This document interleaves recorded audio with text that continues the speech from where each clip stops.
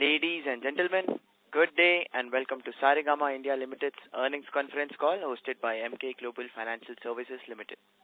As a reminder, all participant lines will be in the listen-only mode, and there will be an opportunity for you to ask questions after the presentation concludes. Should you need assistance during this conference call, please signal an operator by pressing star, then 0 on your touchtone phone. Please note that this conference is being recorded. I now hand the conference over to Mr. Aryan Tripathi, Emkay Global Financial Services Limited. Thank you, and over to you, sir. Good evening, everyone. I would like to welcome the management and thank them for this opportunity. We have with us today Mr. Vikram Mehra, Managing Director, Mr. Pankaj Chaturvedi, CFO, Mr. Anand Kumar, Group Head Investor Relations, and Mr. Pankaj Kedia, Executive Director, Investor Relations. I shall now hand over the call to the management for the opening remarks. Over to you, gentlemen. Hi, good evening, everyone.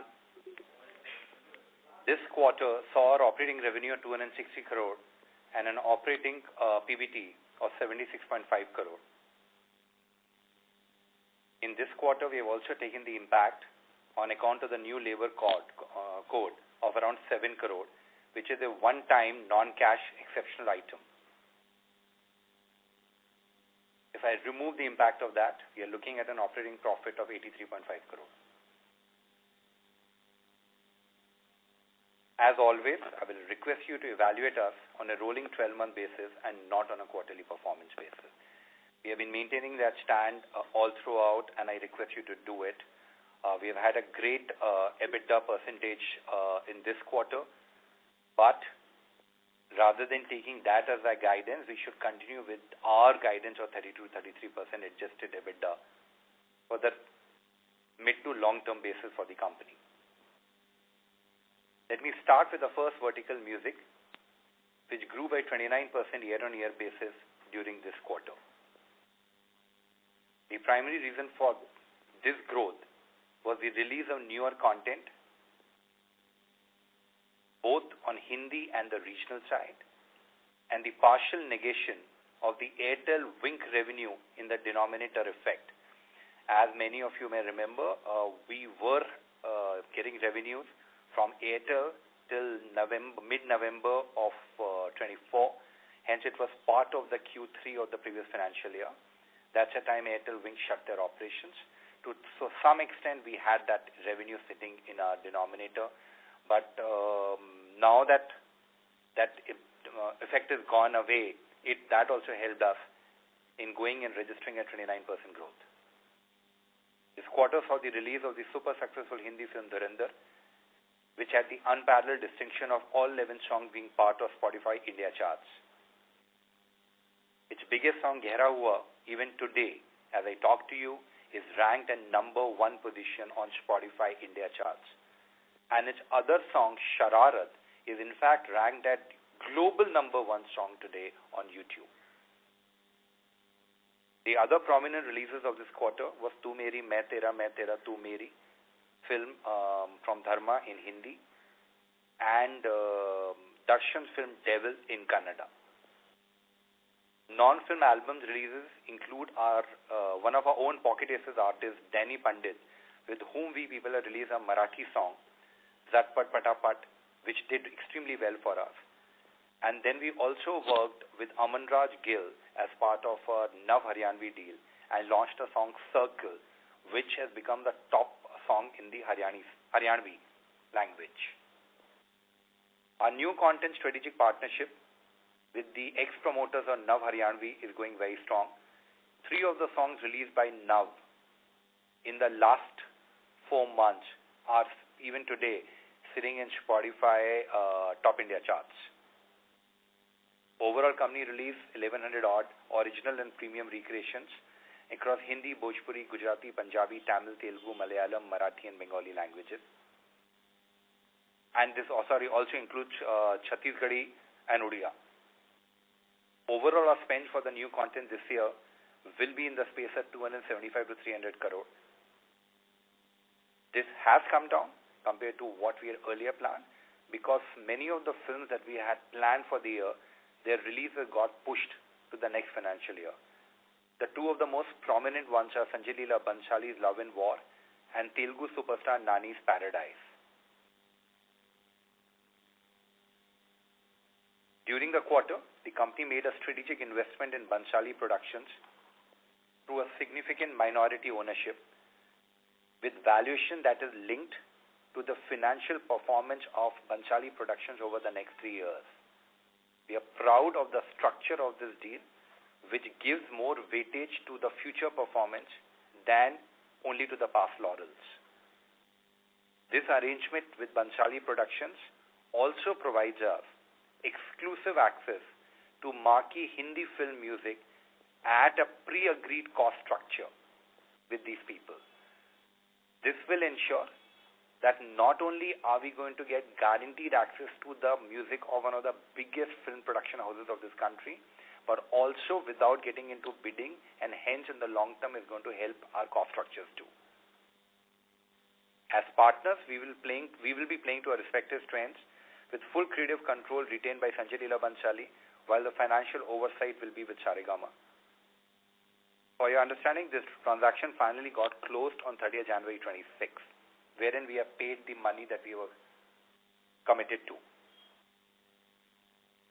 During our last call, we had informed you about creation of a new cell within a video team that's generating latest music videos for our older catalog songs by licensing new GenAI video generation tools. During the last quarter, we experimented with multiple videos, got our own set of learnings which we will be using to further refine this video launch strategy of ours. The good part is that use of generative AI video generation tools for these older songs has helped us drastically reduce both time and cost to release these videos. What used to be earlier something that used to take 10 to 12 days through the earlier possible tools, or if we had to shoot, used to take up to 15 days, including editing, can now easily be done in less than 3 days. And the way AI generation tools are moving, we like to believe this process should be completed in 1.5 day within a year or so. All this has serious impact both on time and cost to market. Overall, we continue with the guidance of a 5-year payback period for all new music content that we are acquiring, and after that, another 55 to 75 years of returns on the same music. As mentioned earlier, this quarter was the final quarter having partial impact of Airtel Wing closing. It has got over from the mid of quarter 3, and from Q4 onwards, we will not be having that impact sitting in our denominator. This and the release of the newer content will hopefully get us back onto our old growth numbers. Our YouTube revenue during the quarter grew as per expectations. The attempt by various audio streaming platforms to push subscription continues to be there. The two big platforms who still have a free service are making moves right now to push the paid subscription part. This is great news. Though slow, but in a steady fashion, we are seeing a transition happening from the free to the paid side. And with India is a large opportunity which is sitting for many of these global streaming platforms also as an untapped market through which they can go and grow their subscription and hence their overall revenue. So we believe the growth is just there, courtesy subscription knocking at the door. Artist management, the newer vertical within music, wherein artists are made popular through our IP releases, and then we monetize these artists by booking them for live events, weddings, and brand endorsements, from which Saregama gets its share. During the quarter, 60 new artists were added, taking the total artists managed by company to 270 odd, with more than 300 million followers and subscribers on Instagram and YouTube of these artists. As we continue our investments in all forms of content, we will use that power to make these artists big, and as they become bigger, the digital advertising following them will also grow, and we end up earning a share of it. We are very uniquely placed, as I've said multiple times, in this content ecosystem, that we are taking bets both on the content and the artist that is making the content. And our ability to make revenue is not just limited to content doing very well. At times, even better revenue comes in because the artists whom we people had taken to create that content, which helped an artist becoming big, also ends up generating large amount of revenue and profits for us. During the first 9 months, the music segment growth has come back to 18% on a year-on-year basis. This quarter was 29%, but overall we are back to an 18% growth rate. We believe that we are on track on a medium to long-term basis, coming back to 21 to 23% annual growth rate. This year, the number may be closer to 18, 19, but next year onwards, we should be back to 21 to 23. As shared earlier, with the acquisition of a minority stake in SLB, we plan to wind down our in-house movie business. Over the next 12 to 15 months, we will release most of our existing movie projects that are currently in the pipeline. But at the same time, we will continue our work on short to medium length video content, which goes either on short format channels on Instagram and YouTube Shorts, or goes as a licensing part to digital platforms or TV channels. We will continue our work in that space with a specific focus on Gen Z being the target segment. On live event side, Saregama did shows with Diljit Dosanjh, Himesh Reshamya during the quarter. We also did experimented with a lot of stand-up comedy shows across the country. There are many more shows planned in Q4, including a first music festival in Bangalore in March, shows around Lord Krishna with Manoj Muntashir in Mumbai. We are big time got into bhajan clubbing shows, and we are doing with multiple people, the most popular one of being Backstage Siblings. Our long-term belief in the potential of live events in India keeps getting reinforced quarter after quarter, and we will continue to put our focus and investments in this area. Again, as discussed last time, a new vertical around brand partnerships has been put in place, where the objective is to maximize revenue from brands in the areas of music, live events, and short format video. In the last quarter, we partnered with brands like Hero, OpenAI, Manyavar, Fog, Green Lamp, Karaplane, Gujarat Tourism, etc.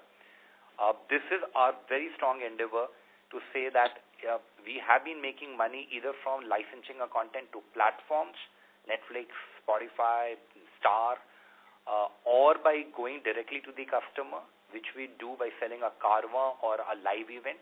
But we now want to build a vertical whereby we can also make a sizable chunk of revenue from brands that are coming on board. Over the next few years, we will continue investing in new music content. This will contribute not only to the immediate growth, but also future-proof the company from content perspective. We continue with our guidance of 21 to 23% growth in the medium to long term in music segment and an annual adjusted EBITDA guidance of 32 to 33%. Saregama's growth narrative will continue to be steady in the medium to long term, thanks to increase in digital consumption, both in terms of new customers joining the market and existing customers consuming more.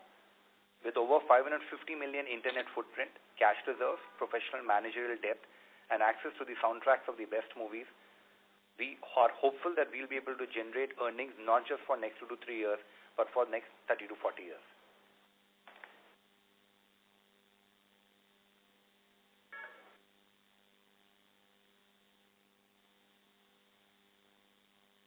I made a typographical error out here.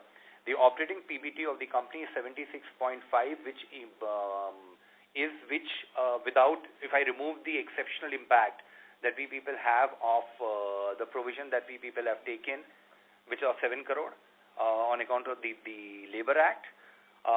If I include that, then the reported PBT is 69.45 crore. I stand corrected, please. My apologies. Thank you, and we'll be open to questions. Thank you very much. We'll now begin the question and answer session. Anyone who wishes to ask a question may press star and 1 on their touchtone telephone. If you wish to remove yourself from the question queue, you may press star and 2. Participants are requested to use handsets while asking a question. Ladies and gentlemen, we'll wait for a moment while the question queue assembles. Our first question comes from the line of Sujit Jain from Bajaj Life. Please go ahead.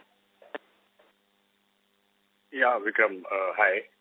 So just one, philosophical question. A, when you say judge us with trailing 12-month basis, it is best to present that in your presentation itself so that, the numbers are for everybody to see, including your own team, as to how the numbers have panned out in terms of trailing 12-month basis. Because if I look at that data is materially down.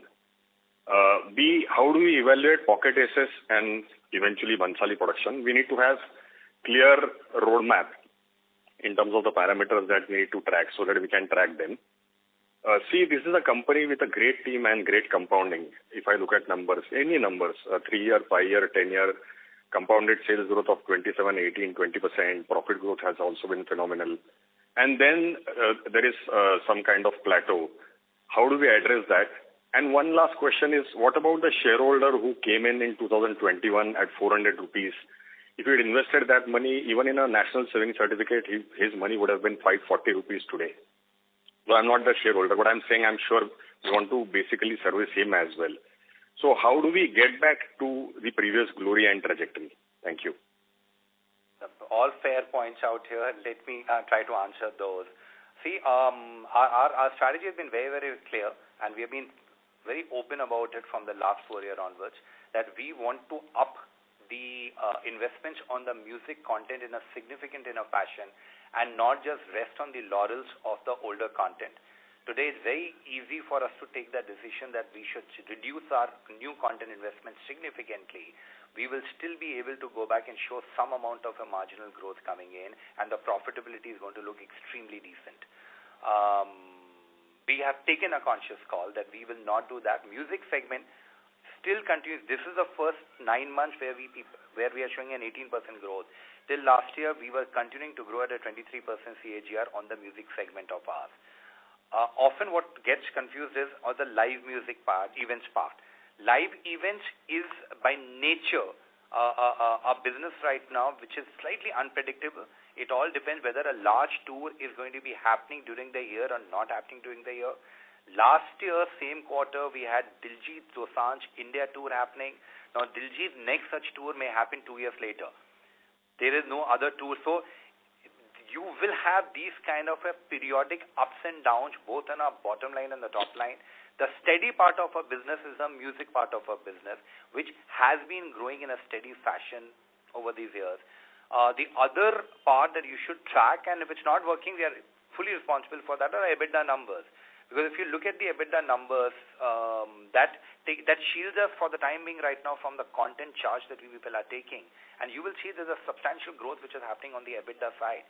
So we are at that phase of our company where we are trying to rebuild this company with newer content so that we don't suffer the same problem that we had 25 years ago, when for a period of 2000 to 2020, there was no new music coming in the company and growth has started stagnating. That's a process we are going through. You will see this part getting over of this very high investment that we people made out there in our content. Because right now, the step function jump that is going on every year on the content side, we are happy with the kind of market share we people have started enjoying in the newer content.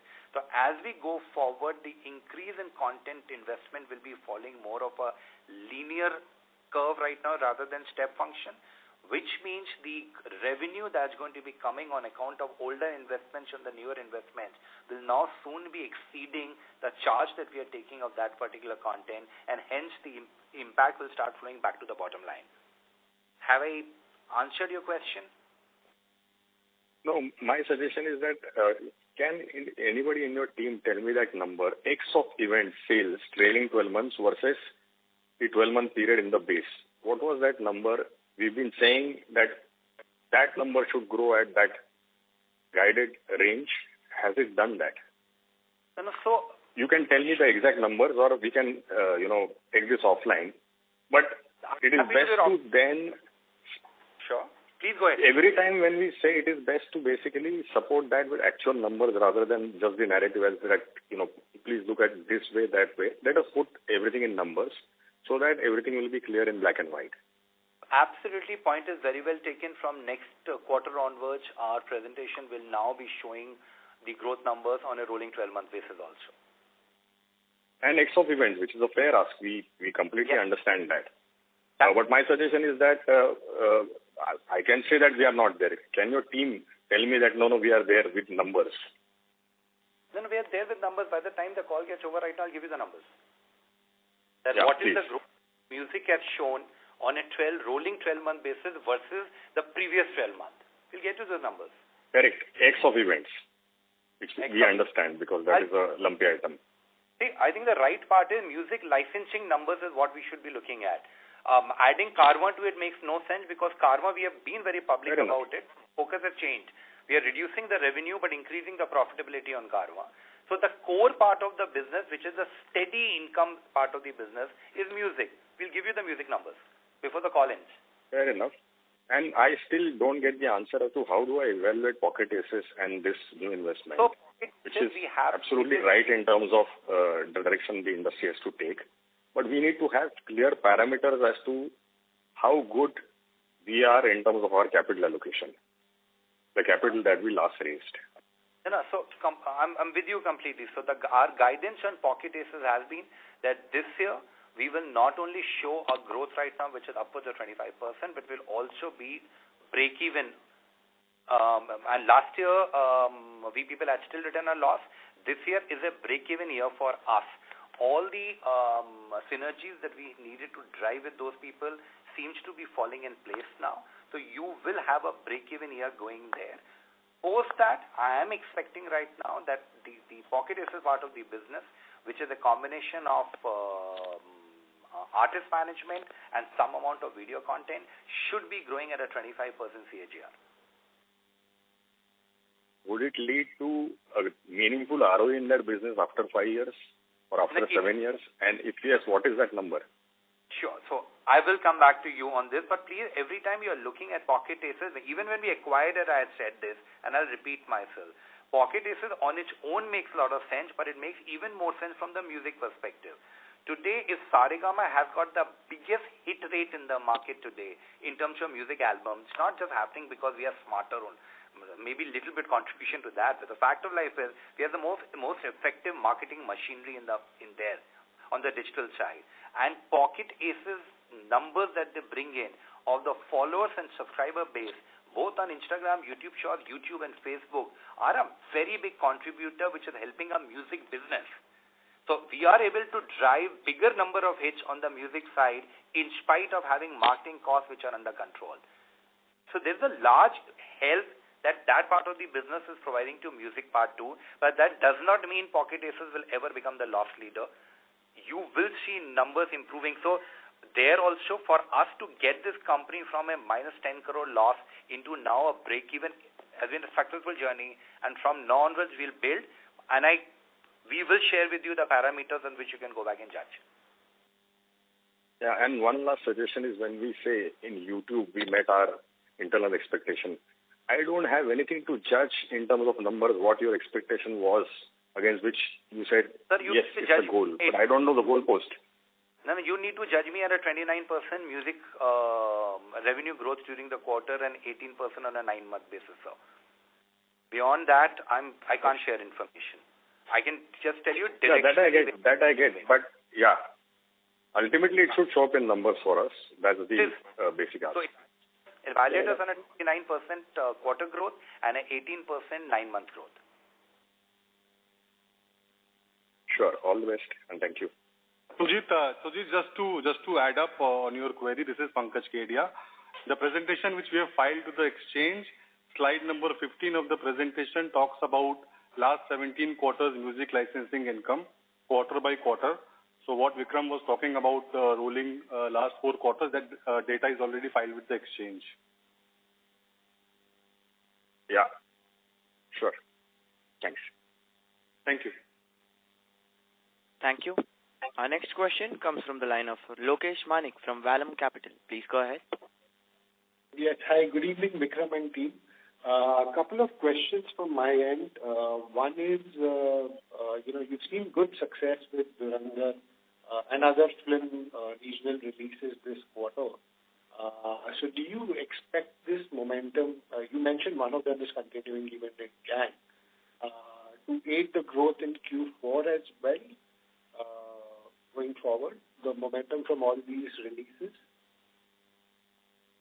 So let me not go back and talk on a specific quarter. In general, we believe that revenue growth, apart from whatever little digital expansion that's happening, and the subscription growth, the primary revenue growth that we people are getting is coming out of the newer content investment.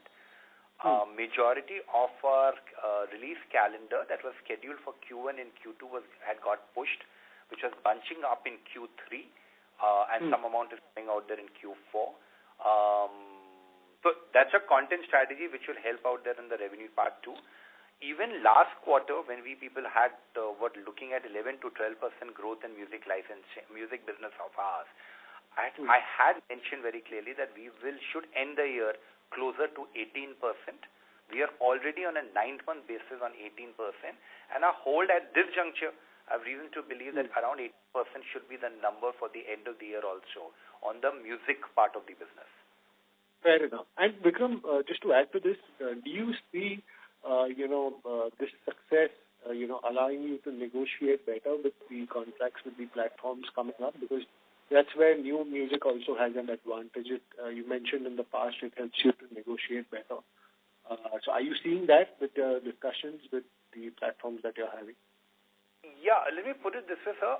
The strength of catalog that we people own, literally anything and everything of the 20th century, apart from maybe the last 10 years of the 20th century, anyway puts us in a very decent position from negotiation perspective. And these big album hits that we have seen in Hindi or a Telugu or a Tamil, we have few very big hits coming out of Malayalam, definitely makes our position pretty strong when we are negotiating with people, especially the platform which are still on a fixed fee basis. So a lot of short format content platforms are still on a fixed fee basis. These things strengthen our position, yes, for sure. Great. Vikram, my second question is on Pocket Aces. In a maturing phase, we are right now in a growing phase, nascent and growing phase. In a maturing phase, do you see this commanding the same EBITDA margins as the music business, or this would be more on the video side of the EBITDA margin? So this will be more on the video side of the business, because the music business by its very nature is an IP business, where you invest heavy and you take hits in the first couple, 2, 3, 4 years, and then but later you have 55 to 75 years of pure margin, which is not the model which is followed either on the talent side or on the video side. Because the capital investment out there is always much smaller, but the profile of the margins is also lower. But then do you see the payback extending beyond the 5 years for the acquisition? So, please, I said in the first question also, whenever you look at Pocket Aces, please also look at the side benefit that the music part of the business is getting out of it. At end of the day, if I am got a music album and a producer has to take a call that should they send the album to us or should they give the album to any of my competitors, the biggest thing, money typically becomes the same. We at times underquote compared to a competitor. We are still able to get it only because of a marketing muscle. For a film producer, it's not just the money that he makes out of the licensing of music.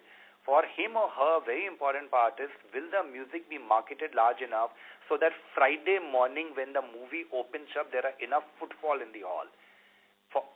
What Pocket Aces is able to go back and bring to us is around 350 million digital footprint today across Meta and Google apps, which makes it easier for us to take any song and make it sampled by millions of people on an overnight basis.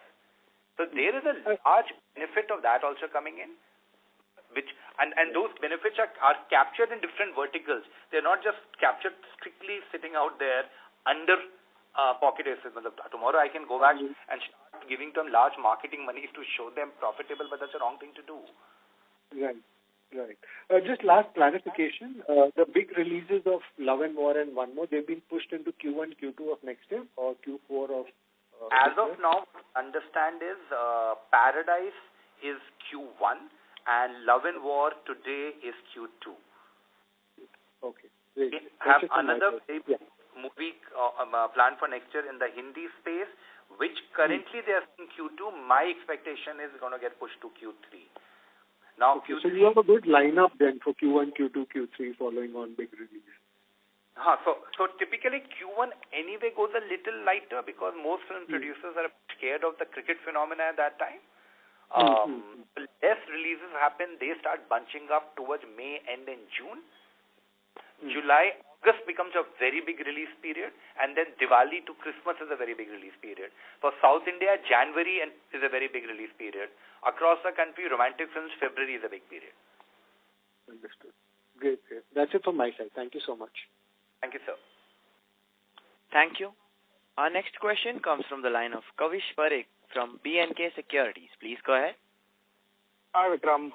Thanks for the opportunity and congratulations on a great set of numbers. Vikram, on the event segment, while I do understand that numbers here can be lumpy basis events, calendar, and all your initiatives seem to be on the right track, what kind of absolute revenues or, say, growth can we expect here on a sustainable basis, say, some sense on numbers 2 years out? And secondly, what kind of margin upliftment do we expect at the consolidated level as the revenue contribution from the movie business goes down over the next 2 years? So let me try to answer the first one. See, on the events business, I'll be honest with you, we're still at a very early stage of this event economy in the country. 2 years back, or 2.5 years back, when we started the events business, we were not, and I had said in a quarterly call that we will take a call after 1 year whether we want to continue in this business or not. And then Diljit happened, and after that Himesh happened, and we are realizing there's a large enough potential, but there are still serious infrastructural challenges in our country to make live event business genuinely a profitable business. We are bullish on that part, but I will be in a better position to give a guidance maybe 12 months from now. I don't think today it will make sense for me to give a guidance on the revenue side. What I can tell you is on the profitability side, we are very, very clear in our heads that in a steady state, we want it to be a high single-digit margin percentage. On a margin basis, it will look very small, but events business by very nature is a very high IRR business because the cash gets deployed at best for 15 to 20 days. There are some of the times right now, events business, we get a positive working capital. So we are getting money right now to go back and fund our own events. So our attempt is going to be high single-digit margin percentage. That's where we people are moving. But it will take 2 to 3 years to go out there and on a steady basis achieve these percentages. Today, it's a hit and a miss. Some of the events end up delivering this. Some of the events which are at an early stages or wherever we are building a brand new IP ends up even contributing negative to the margin. Your second part was on the video side. So what you are going to be seeing that our own internal video where the biggest share was of the film's part, we will wind it down over 12 to 15 months. So those numbers will start moving out of our books. But we will get... to the extent our strategic minority ownership is there in Banshali Productions, we will start getting those numbers contributing to our own P&L. So on the movies part, my question pertains to consolidated EBITDA margins. What kind of upliftment do you expect as the share of video, which is a low margin business, goes down? Do you expect to revise your adjusted EBITDA margin guidance, say, next year or maybe for FY28 going ahead? So, just give us, so if you see our EBITDA numbers, it's there in the presentation on a steady basis. We have typically, if I take out the events while apart, we have always beaten this 30 to 33% guidance. I just want to get this mix a bit stabilized. Over the last 1 year, we have brought down Karma dramatically. We are now bringing down films business dramatically, but live events business is going up. We will need a little longer time for us to get the confidence to go and give a higher guidance. So we are continuing at this juncture with the adjusted EBITDA guidance of 30 to 33%. But if you go in the past history, we have always beaten up. Understood. Thanks for that. Vikram, EBITDA margins this quarter surprised us positively, but you have still maintained the guidance at 30 to 33% for adjusted EBITDA this year. What explains the beat this quarter and the 57 million odd profits in the events business? What does that pertain to? Sorry, sir. Your question is not clear. Can you please once again tell me? So EBITDA margins this quarter at the consolidated level surprised us positively, but annual guidance for the adjusted EBITDA number stays at about 32-33%. So what explains this? What is the long-term guidance that I'm giving here? I'm not necessarily giving guidance right now for this year alone because there's only one quarter left. I can't go more specific than that today. So 32-33% is a medium to long-term guidance for our business at a consolidated level. Sure. And the 57 million. Abhi, aapka second part, sorry. The 57 million odd profit that you have shown in the events business this quarter, what does that pertain to? So we had Diljit show during this quarter, we had Himesh shows during this quarter, and we had some of the stand-up comedy that we people did during this quarter. All right. And lastly, unallocable expenditure has witnessed a sharp increase over 9 months FY26 as compared to the last year. Could you highlight what explains the same? I'll ask my CFO Pankaj to take this one. Pankaj, please. Just a moment, sir. Mr. Pankaj is not on the line. He's just disconnected. I'll connect him to the call as well. So, Kuldeep is going to answer that one. So, if you see, this is basically due to the decrease in the other income, which is interest income, which we were having surplus fund, which we have invested in FDIs and mutual funds. So now we are utilizing those funds for the business purposes. So that is where other income has reduced, and this is the main difference of unallocated expenditure over income. Understood. Because of netting off. Understood. Thanks for that. Thank you, Vikram. All the best. Thank you.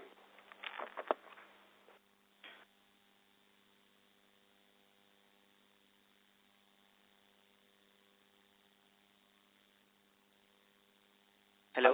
Mr. Pankaj is on the call with us. No, I think that Kuldeep has answered that. So it's okay.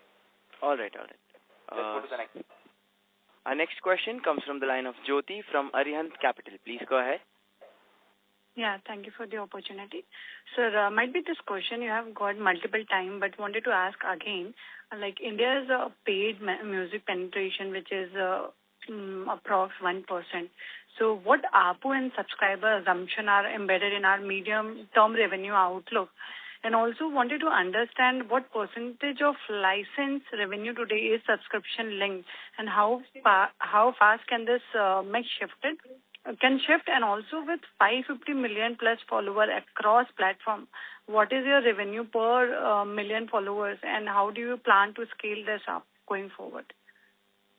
Ma'am, you have lots of questions. Let me see if I can answer. When we people give our music medium to long-term growth guidance of 21 to 23%, we are not factoring in any major change in paid subscription in the country. So whatever comes on the paid subscription side will be a booster on top of this guidance of ours. That's point number one. We as company believe that India is ready if all the remaining two platforms which are on the free side, that both of them decide to go on the completely behind a paid wall, as Amazon, Apple, Gaana have gone. Only Spotify and Saavn haven't gone yet. Once they do, we believe India has a very easily a potential of at 100 rupees per month or 90 rupees per month, at least 100 million people going out there and opting for a paid subscription. That's our belief. The market potential is massive in our country.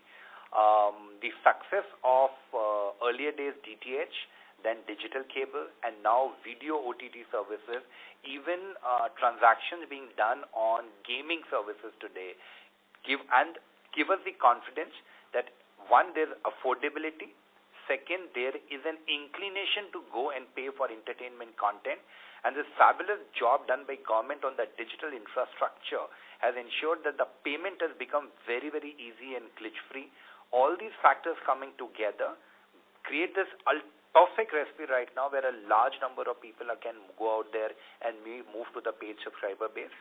When we also look to other countries like Brazil or any of the other Latin American countries, which on the economic side are not very different from ours, we have seen that the market continued on a free side for a very long time, And the day the one or two big guys decided to start pushing pay, there was a hockey stick effect, and the paid subscriber numbers went through the roof.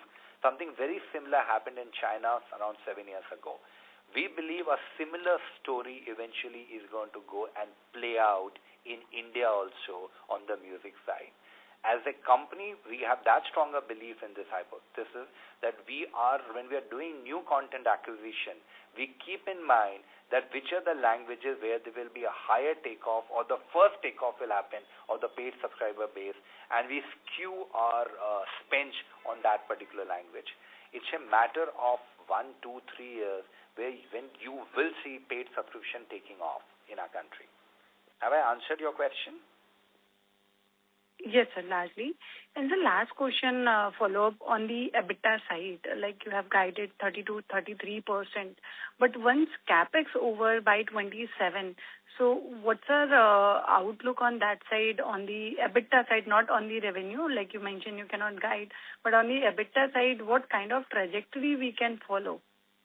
Ma'am, on revenue, I've given the guidance on the music side, that music, which is a steady part of our verticals, will continue growing at 21 to 23% on a medium to long-term basis. So we have given a revenue guidance. On the adjusted EBITDA, guidance remains 32 to 33% on medium to long-term. Because we have multiple businesses here. This is at the consolidated company level. You have music business, you have video business, you have live events business, and a small place sitting here with us in the Karma business also, which is part of the company. Each of those other businesses take very little capital, but they are also lower margin, lower capital kind of businesses. Music is a heavier margin because we have an old catalog helping us out, but also requires large amount of capital flow from investments from our side. So the other part I want to clarify is our music investment on newer content. We have given a guidance around 1,000 crore over financial year 25, 26 and 27. After that, it's not that we will stop investing in newer music. We need to keep your company completely future-proof. So then 2050 also people are listening to the music which is owned by Saregama. So we will continue investing, but the increase in the content spends is not going to be so steep as you have seen over these 3 years. It will then start moving at the rate of inflation maybe, which will be anything between 6 to 8% to 10% every year, not this 30 to 40, at times 50% jump that you've seen over the last 3 years. Ma'am, have I answered your question? Yes, sir. Thank you so much. Thank you. Thank you. Our next question comes from the line of Kunal Bhatia from Dalal & Broacha Stock Broking Limited. Please go ahead. Yeah, hi, sir. Thanks for the opportunity. Sir, if we look at the overall numbers, like what gives you the confidence that Q4 would be a better number, taking into account that there has been already some shift in the movie launches to the next year. Also, secondly, sir, talking about events, if we look at the number when we hit the 400 plus crores of revenue in last year, Q3 FY25. So does that thing becomes more of a one-off for the next, say, 1 or 2 years till we don't have a larger event in place? So taking into account these large investments of 100 odd crores, we more or less stay at around that same 260, 250 odd crores of a top line, which is not a significant sort of a growth number as far as the top line is concerned. Could you give some thoughts on this? So let me answer the first question. Actually, I have not said anything about Q4. All I have maintained is that at the end of Q2, we had given a guidance that of 17 to 18% music revenue growth by the end of the year. At the end of 9 months, we are sitting on 18% growth on a 9-month basis. We are still hopeful to go back and maintain our guidance of 17 to 18% on a full year basis when we end Q4. That's all I've stated till now. There are releases that are planned, and as I talk right now, there are various regional language releases that are also happening. So we are at this moment still confident that we should be able to continue with this momentum and end the year at somewhere close between 17 to 18% revenue growth on the music part of the business. It's only on a medium to long term that we are going back to an old trajectory that we followed till financial year 25 of 21 to 23% growth on the music side. That's your first part, sir. On the events part of the business, these large events where the big shows are happening and is completely 100% controlled by us, they don't happen that often, and we are very, very clear what we are chasing on the event business is not the top line but the bottom line. We want, even if there are smaller businesses, events that are happening, we are very happy doing 200 smaller events, but where we have a higher assurance of profitability than doing these very, very large events where the risk factors are pretty high. There are only few artists in this country. It's not, you can count them on a single palm, right? Where there is a high assurance that if you do an event with them, there will be profits coming in. We are working with, we are grateful that we get a chance to work with two of those artists. The numbers will grow in a steady fashion, but this kind of a lumpy revenue that you saw in Q3 of last year, which was not seen before, and even when it was shown, the revenue came, if you listen to my call last year, I had said, this is one-off, please don't hold it against us. This may or may not happen, but events vertical and a steady fashion will keep on growing up. And the great part about events vertical is there's very little capital which remains locked in it. Even now, if you see at the end of this quarter, we have close to 15 crore, which is locked into the events vertical.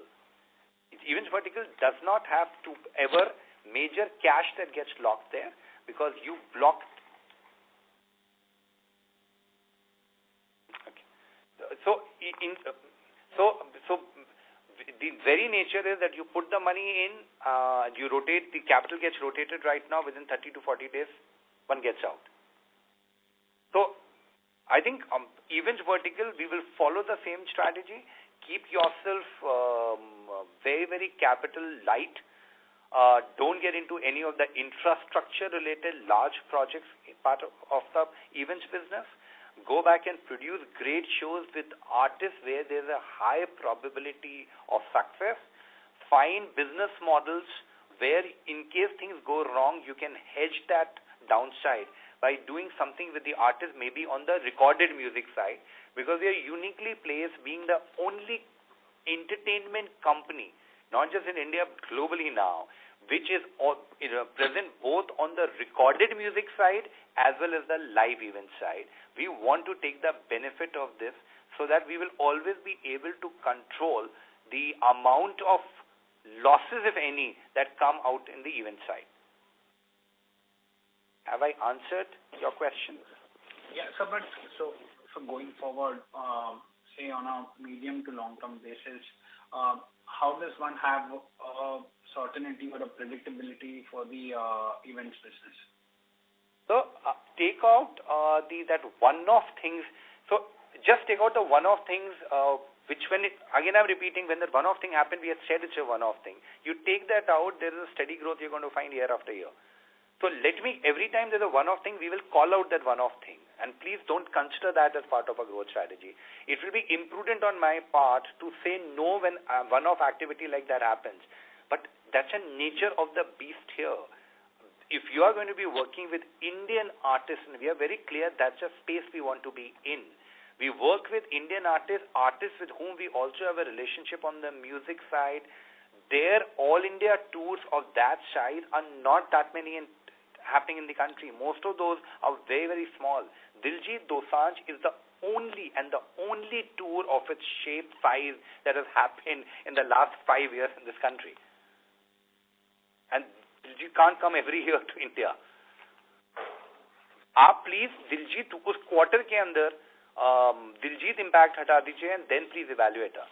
So remove these one-off events and you will see a steady growth happening on the event side. Sure, sir. Thank you. Thank you. Ladies and gentlemen, In order to ensure that the management will be able to address questions from all the participants in the conference, kindly limit the question to one per participant. Our next question comes from the line of Swapnil Potduke from JM Financial. Please go ahead. Hi, thanks for the opportunity. So the question is regarding your content investment. You said 275 to 300 crores of investment this year, and our historical guidance, 3-year guidance, has been around 1,000 crores of investment. Now, does that 1,000 crores of guidance include the investment that you had done in the Bhansali Productions, or it is completely different? Whatever music that we will end up buying from Bhansali Productions will be part of this investment. So there are two relationships we have right now. We have gone out there and taken an equity stake in Bhansali Productions. As part of that deal, we also have a pre-agreed formula basis which all films that is produced by Bhansali Productions, the legal entity, the music will always come to Saregama. So there's a guaranteed flow of music without any bidding going on. That music that will come in will be part of this 1,000 crore. Got it. And just the second question is with respect to your video segment. Now, historically, if you have a follow-up, it's a quick one. Just a short one. It used to have TV serials revenue from Tamil, right? And then there used to be some bit of Pocket Aces revenue also. So when you say that you will take down the movies business to zero over a period of time, will this the entire revenue go away? Like we'll still have some bits and pieces here? No, we will have. I said this in my opening statement that what we are winding down is a films business, but we will continue with the focus on the video side on short format content, which goes as under filter copy, and medium-sized content, which goes on various web series or TV series. That part of the business is a stable part of the business, profitable part of the business that will continue. Got it. Thanks for the opportunity. Thank you. Our next question comes from the line of Aditya Nahar from Alpana Enterprises. Please go ahead. Yeah, hi Vikram. Hi Pankaj. Just a suggestion, with the new treatment on buyback, I hope you all consider a combination of buybacks and dividend both. Just a suggestion, obviously it's up to the board, but if you would consider it, that would be great. Vikram, there was some news report that said the music for Dhurandhar 2 has gone to a competitor. If you would want to talk about that, or was the bidding too high, your logic or rationale behind it, if that's possible. So all I can say, instead of commenting on a specific movie, we are very, very clear. We do content investment in a fashion that we end up getting a back period. We don't do content keeping vanity in play at any particular time. So however good something may be, if we believe that there is a very low probability of us managing a 5-year payback period, we don't go out there and opt in for that kind of content. It just stays there. I think to some extent it reflects that as a management team, we don't allow our own personal emotions ever to go back and come in place. There are hard-nosed financial calls that are being taken. Great, Vikram. And just a point about the buybacks and the dividend. Thank you. So point is well noted, and we'll ensure we'll convey your feedback to the board. Thanks, Vikram. Thank you. Thank you. Our next question comes from the line of Anchal Jalan from Lotus Wealth. Please go ahead. Hello. Thank you for taking my question. So my question is regarding the risk on the side of our investment in Bhansali Productions. Our company in future has options to even increase this investment to 51% by 2030. And the business of Bhansali Production is very volatile. It can even be a blockbuster or otherwise. So does our investment risk in future state an equity or a more adventurous risk of debt funding too to the company whenever it is required for any mega movie or anything? So can you please tell me about it? See, at this moment, first, the decision of what this equity stake will be taken 3 years from the time that deal was done. And during this, and it will be based on the average financial performance during these 3 years.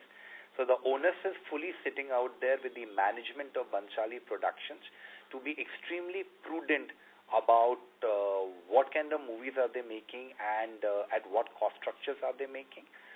We also have a complete financial oversight as part of the agreement on Bhansali Productions. So we are reasonably confident that things will be in control. Also, I can give you comfort that if you look at the past numbers of Bhansali Productions, they run a very, very tight ship, and we believe that trend to continue.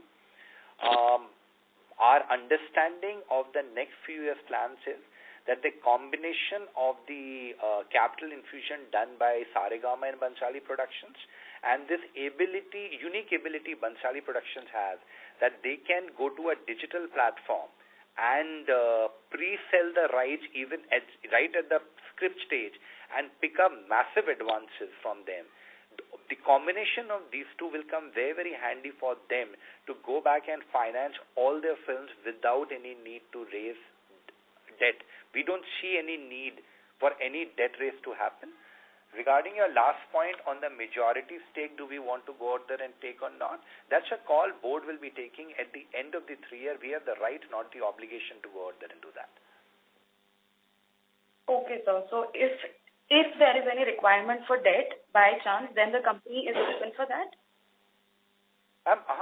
You are asking me a very theoretical question right now. We don't see the need, but if debt has to be raised, then the servicing of debt is going to be affecting the financial performance of that company, and that will have an impact on the valuation of that company. So I'm very confident of the Bhansali management that they will be extremely prudent while going out there and doing this. Regarding equity infusion, apart from the money that we have put in, we have no intent to put any obligation or intent to put any more money over the next 3 years. Okay, sir. Thank you so much. Thank you. Our next question comes from the line of Govindarajan Chilappa from CSIM. Please go ahead. Yeah, hi Vikram. Hi. Hi. I think like many others, I'm also confused on the guidance. Just indulge me for a few seconds. So you have guided to music business accelerating back to its historic trend of 22 to 23%. At the same time, you also said that the consolidated margins will fall from 39% we saw in the first 9 months to 32 to 33%, which is what you've been guiding in the past. Now, is this because you expect the other lower margin businesses to grow much faster and therefore the mix changes adversely? Or do you expect margins in the music business to come down? So I think at least the guidance you got right. I've been holding on to 32 to 33% guidance, I think, for last 4 or 5 years now. And I'm saying this repeatedly because of the mix that we people have. Suddenly you have a large Diljit Dosanjh kind of an event happening again. And the margin in that quarter, if I remember it correctly, EBITDA margin fallen down to 29 or 30%. So I want some amount of stability to come in as video business wanes down. Live events business becomes a little more predictable. We will be in a better position to, if needed be, to go back and change our guidance.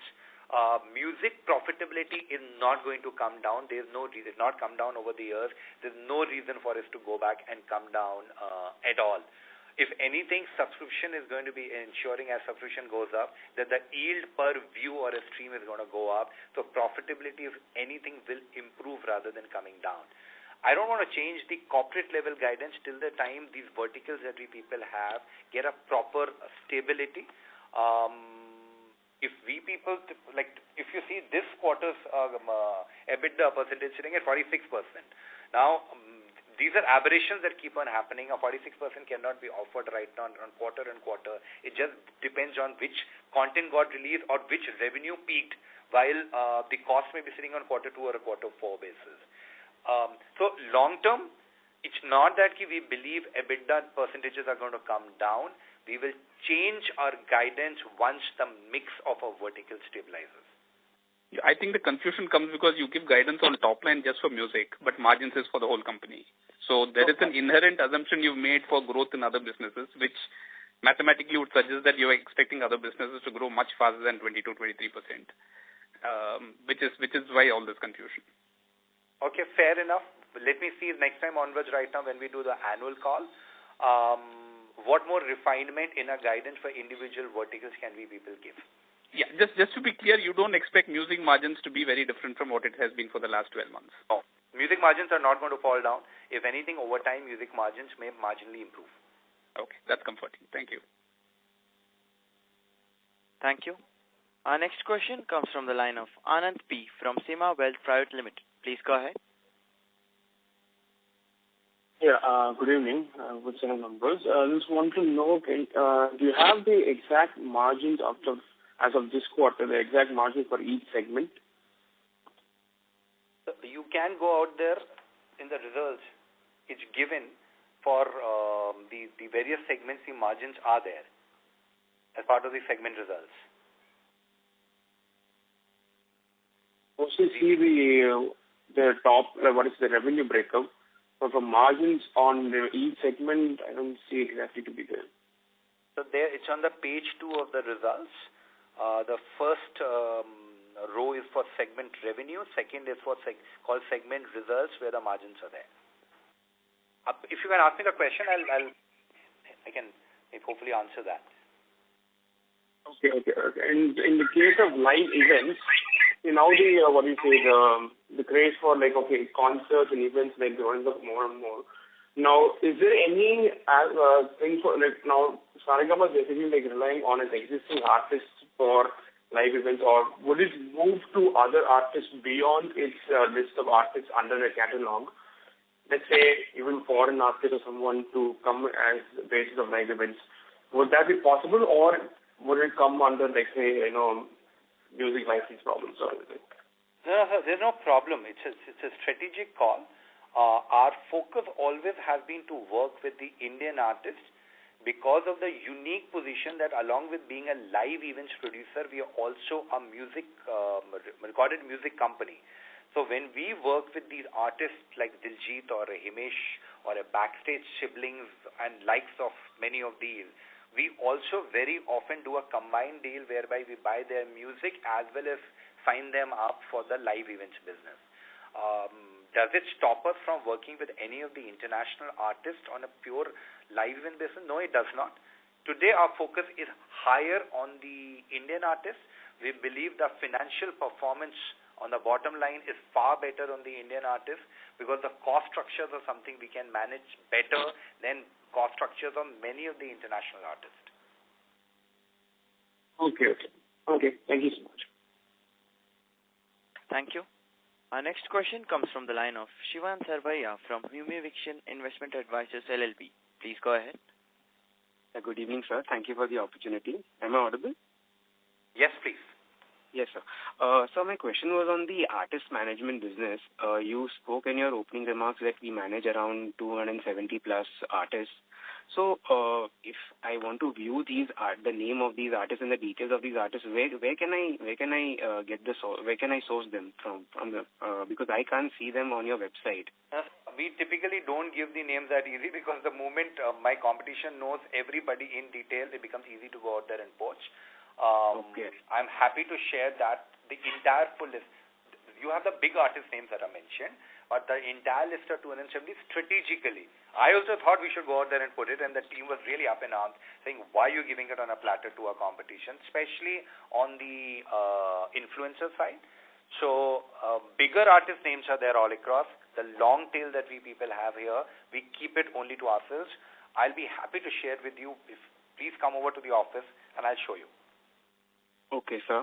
So just a couple of queries in the same breath. When I see your presentation, page 27, you've given a list of few artists. So is it suffice to say that these are the top, means the largest artists that you manage? It's a combination of the artists and some of the newer names that have come out here in the recent times. So what we do is, if you see, there are 3 of those star marked. We are intentionally going out there and highlighting the names of the artists who have been onboarded, who have a large fan following and been onboarded in this quarter itself. Please, I don't know if you have that feeling, but a lot of people, when I talk to them that we also are manage artists, they start thinking that we'll be managing Bollywood. We are very, very clear as a company, we don't manage Bollywood talent. There is no value that we can go and bring into a large Bollywood talent.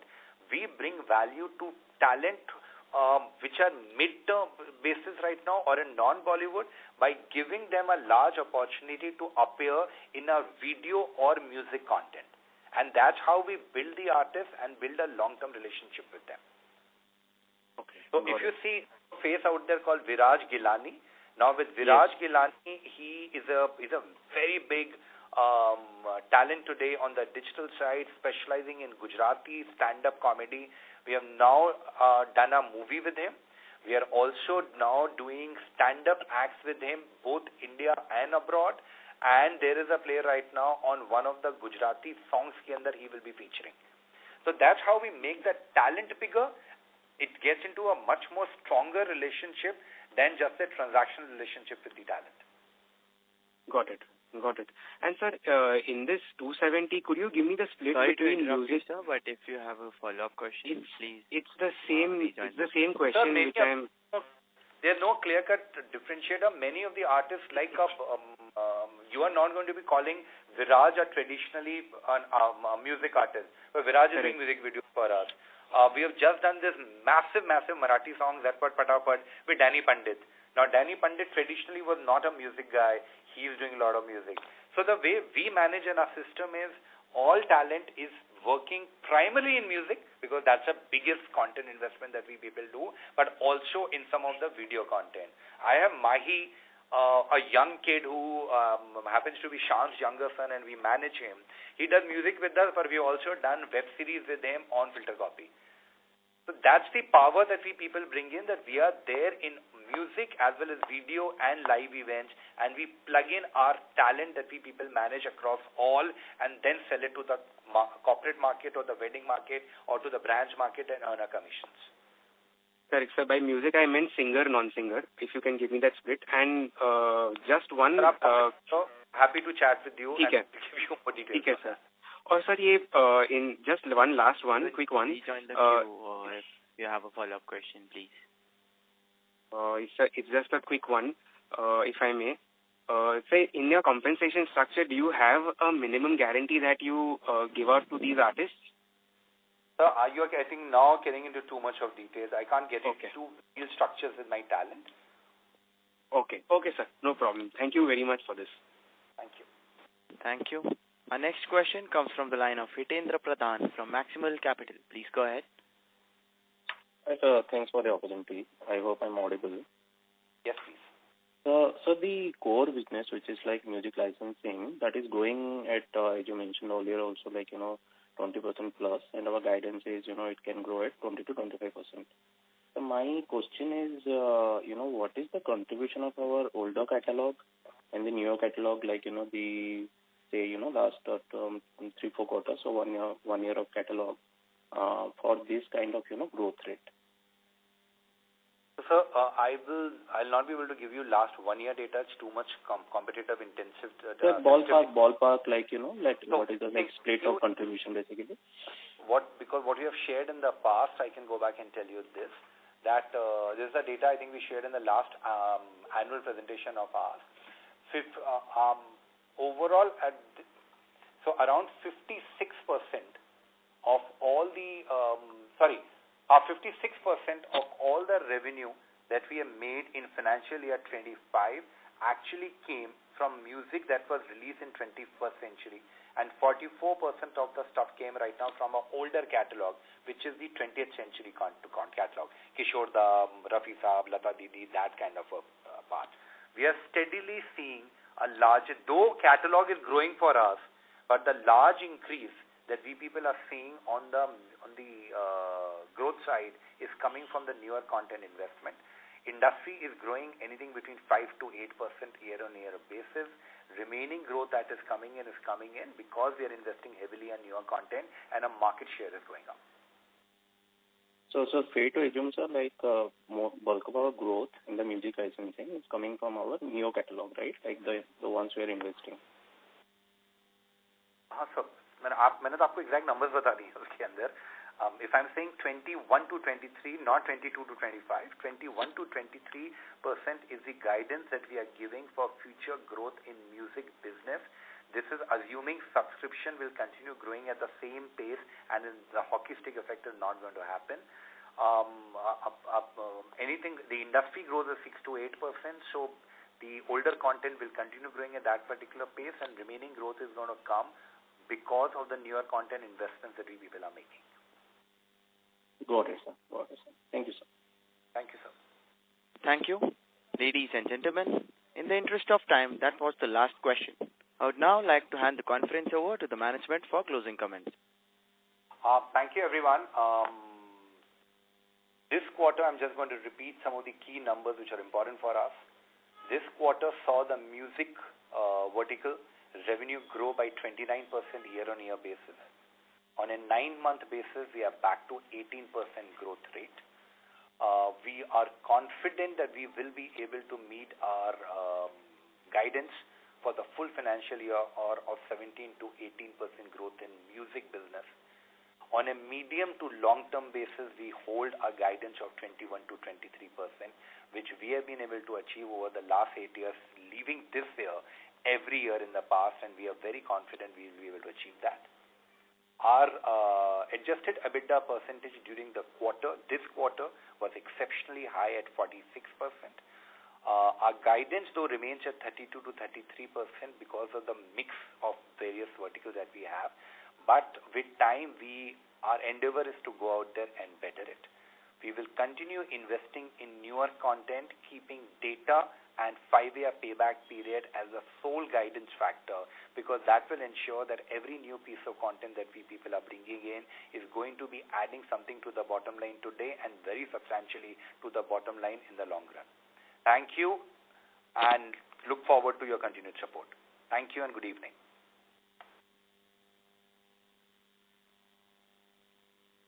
Thank you. On behalf of Emkay Global Financial Services Limited, that concludes this conference. Thank you for joining us, and you may now disconnect your lines.